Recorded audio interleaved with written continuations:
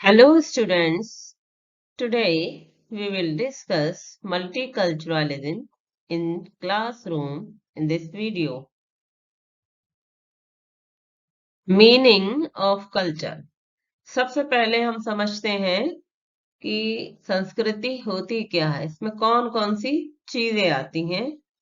इसमें आती है सबसे पहले way of thinking, values of a person, habits of a person, customs, internal status of mind and soul, standard of life, lifestyle, social behavior, attitude and behavior of particular people, internal status of our outer world through our activities, behavior, language and work. यानी culture में कोई भी person या व्यक्ति कैसे सोचता है, उसकी क्या मूल्य हैं, उसकी क्या हैबिट्स हैं, यानी उसके खान पान का तरीका, बोलने का तरीका, सोसाइटी में बैठने का तरीका, लोगों से इंटरेक्ट कैसे करता है वो, उसके क्या कस्टम्स है, कौन कौन से रीति रिवाज अपनाता है, ये सब चीजें कहीं ना कहीं किसी भी व्यक्ति के माइंड से रिलेट होती हैं, उसकी माइंड से और सोल से रिलेट करती हैं। उसकी सोच जैसी होगी, उसका जैसी उसकी माइंड होगा वैसा ही वो खाएगा और वैसे ही वो बिहेव करेगा, उसी तरह से कपड़े पहनेगा, उसका बिहेवियर सोसाइटी में ऐसा ही नजर आएगा। उसका लाइफ स्टाइल कैसा होगा ये इसके माइंड पे डिपेंड करता है, वो किस तरह से अपनी जिंदगी जीने का तरीका अपनाता है, ये सब उसका क्या एटीट्यूड है लोगों से बात करने का, लोगों के बीच में अपना एडजस्टमेंट करने का क्या तरीका है, ये सब उसके माइंड पे डिपेंड करता है। जैसे उसके बिलीफ्स होंगे, वैल्यूज होंगी, नॉर्म्स होंगी, वही उसका कल्चर बन जाता है। Multiculturalism in classroom. Multiculturalism is a situation in which all the different cultural or racial groups in a society have equal rights and opportunities and none is ignored or unimportant. Indian classrooms are the best example of multicultural classroom. Multiculturalism अर्थात बहुसंस्कृतिवाद. बहुसंस्कृति वाद एक ऐसी situation है, ऐसी स्थिति है जिसमें बहुत सारे कल्चर के लोग, बहुत सारी जातियों के लोग एक साथ सोसाइटी को ज्वाइन करते हैं, लेकिन उनमें किसी के साथ कोई पार्शियलिटी ना हो, सबके राइट्स बराबर हो, अधिकार हो, सबके पास इक्वल अपॉर्चुनिटीज हो, किसी की बेइज्जती ना की जाए, सबको मान सम्मान दिया जाए, यही मल्टीकल्चरलिज्म है। इसका सबसे अच्छा उदाहरण हमारे इंडियन क्लासरूम्स हैं, जहां पर डिफरेंट कल्चर के स्टूडेंट्स आते हैं पढ़ने और वहां एक साथ पढ़ते हैं. We can define multiculturalism in education according to Banks and Banks 1995. Multicultural education as a field of study is designed to increase educational equity for all students. According to James A. Banks, 1997, multicultural education is an idea, an educational reform movement, and a process. दोनों ही definition multiculturalism को बहुत अच्छी तरह से परिभाषित करती हैं कि शिक्षा के क्षेत्र में बहुसंस्कृतिवाद है क्या. एक्चुअली बहुसंस्कृतिवाद जो शिक्षा के क्षेत्र में है वो इक्विटी से रिलेटेड है. इक्विटी मीन्स फेयरनेस, अर्थात जो बालकों के अलग अलग कल्चर हैं, उनके रीति रिवाज हैं, उनको समझना, उनके अकॉर्डिंग उनको पढ़ाना, ये इक्विटी है. यानी जिसमें जितनी क्षमताएं हैं, स्किल्स हैं, उनको उसके अकॉर्डिंग डील करना. जैसे कोई बच्चा क्लास में बहुत अच्छी राइटिंग है, किसी की कोई अच्छा रीड करता है, या कोई गिफ्टेड स्टूडेंट है, या कुछ मेंटली रिटार्डेड हैं, तो उसमें इक्विटी का मतलब होता है फेयरनेस, यानी जिसमें जो क्षमता है उसको उसके उसमें आगे बढ़ाना। जिसकी रीडिंग अच्छी है या जो म्यूजिक में ज्यादा अच्छा है तो उसको म्यूजिक के लिए इनकरेज करना, उसको म्यूजिक के कंपटीशन में पार्टिसिपेट कराना, या जो साइंस में अच्छा है उसको साइंस एग्जीबिशन में पार्टिसिपेट कराना, ये इक्विटी होता है। इसके बहुत सारे उदाहरण हैं इक्विटी के। जैसे बच्चों को कहानी सुनाई जाए कि भाई एक मछली में और एक हाथी में दौड़ लगवाई जाए तो कौन जीतेगा। अब क्योंकि मछली तो पानी में रह करके तैरती है, वो पानी में कर सकती है, हाथी जमीन पे चल सकता है, तो दोनों की दौड़ इस तरीके से पॉसिबल नहीं है। जो मछली को मछली के पानी के अंदर उसको एनवायरनमेंट दिया जाए तब वो अच्छा परफॉर्म करेगी, और हाथी को उसके जमीन पर उसको दिया जाए मौका तो वो जमीन पे ज्यादा अच्छा परफॉर्म करेगा। तो ये इक्विटी होती है जिसमें जो क्षमताएं हैं, जो टैलेंट है, उसको उसके अनुसार ही हमें डील करना है। तो मल्टी कल्चरलिज्म एजुकेशन जो है वो इक्विटी से ही रिलेटेड है। ये एक आइडिया है और ये शिक्षा के क्षेत्र में एक बहुत बड़ा रिफॉर्म है।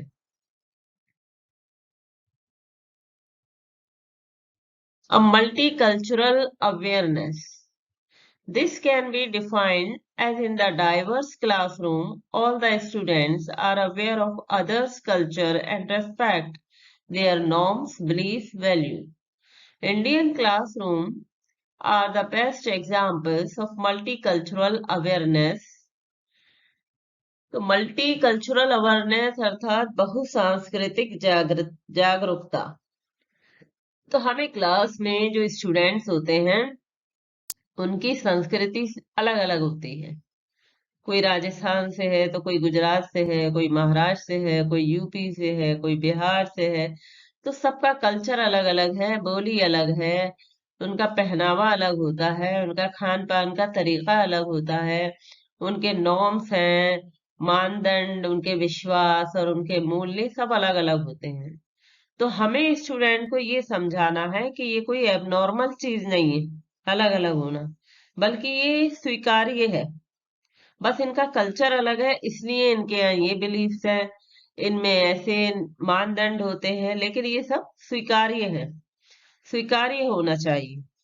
तो इसमें जो है क्लासरूम्स में बच्चों को एक दूसरे के कल्चर का सम्मान करना आना चाहिए।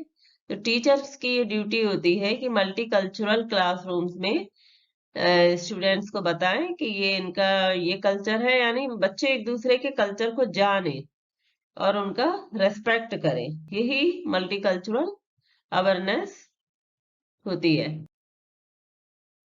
Now multicultural awareness, its characteristics and stages of development.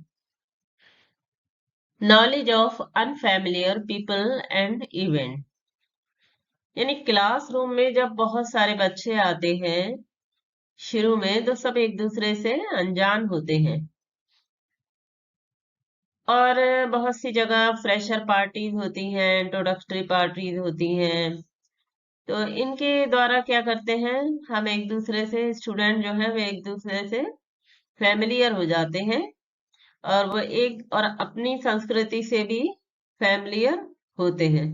तो इस तरह से कहीं ना कहीं कोई अलग कल्चर से आ रहा है, कोई अलग कल्चर अपना के आ रहा है, तो सब एक दूसरे से रिलेट होते हैं। उन किसी के विचार अलग हैं, एक दूसरे के विचार अलग हैं, तो सारे स्टूडेंट एक दूसरे के विचारों को आदान प्रदान होता है, उनकी नॉलेज बढ़ती है।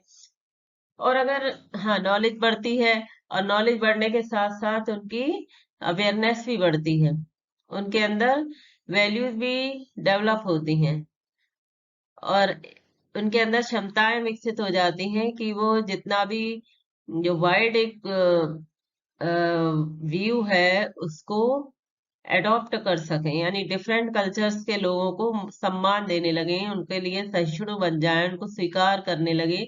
और अगर ऐसा नहीं करते हैं तो ये टीचर्स की ड्यूटी होती है कि वो ऐसा करवाएं।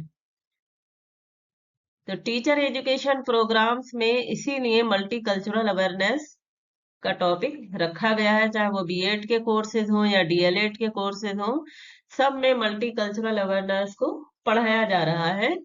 क्योंकि ये टीचर अगर स्टूडेंट क्लास में सहिष्णु नहीं है, एक दूसरे के कल्चर को रेस्पेक्ट नहीं कर रहे हैं, तब ये टीचर का रोल है कि वो ऐसा करवाए, वो सबको इक्वल अपॉर्चुनिटीज दे और सबको इक्वल राइट्स दे। कोई भी कंपटीशन है, एक्टिविटीज है, उसमें डिफरेंट कल्चर्स के लोगों को पार्टिसिपेट कराए।